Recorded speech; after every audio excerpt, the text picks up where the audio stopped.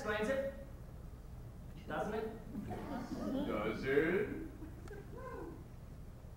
Yes, the hospital is both my address from the other day and the address of the other Mrs. Smith from this morning. Naturally, the other Mrs. Smith asked the police to take him to an address in Wimbledon where he lives. But when the hospital is asked for the other Mrs. Smith's address, they look up the wrong page in the casualty book and see John Smith, taxi driver, nature of injury, abrasion of the cranium, and give you my address and street. I'm not realizing that on the very next page is the address of the other John Smith, taxi driver, nature of injury, abrasion of the cranium, which turns out to be Wimbledon. You did actually marry both of them, did you? Oh, yes, yes. Mary was the first. It was a lovely wedding in a church. I met Barbara 4 months later. 4 months? She just got into my taxi at Victoria Station. She'd been to Worthing on holiday, and well, we started chatting between Victoria and Streatham, where she had this flat. You know, I helped her take the cases up. We chatted some more, and she asked me if I'd like a cup of tea. Well, I said yes, and we chatted. And then she asked me if I'd like to come to tea the next day, and I said yes, and so I did, and the next day we chatted again. It's a pity you forgot to mention Mary while you're doing all this bloody chatting. Yes, well, one cup of tea led to another, and I don't know, I sort of got carried away, I suppose, and not having mentioned Mary in the first place, I didn't know how to bring it up afterwards. So you asked Barbara to marry you? No, she asked me. God almighty! Well, I didn't have the heart to say no. So we got married at Streatham Registry Office. And you moved in with Barbara? Yes. While still living here with Mary? Yes. You've committed bigamy, that's what you've done. Well, sort of. No, not sort of. 100% bigamy. It's a criminal offense. You could go to jail. Doesn't that worry you? I've been too busy to think about it. Oh.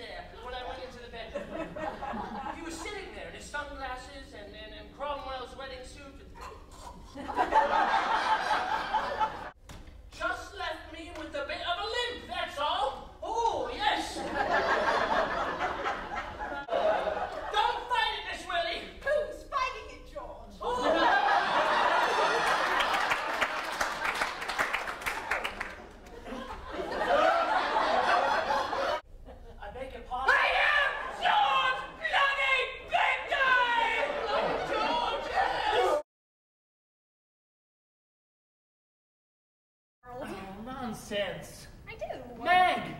Theater can be wonderful, of course, at times.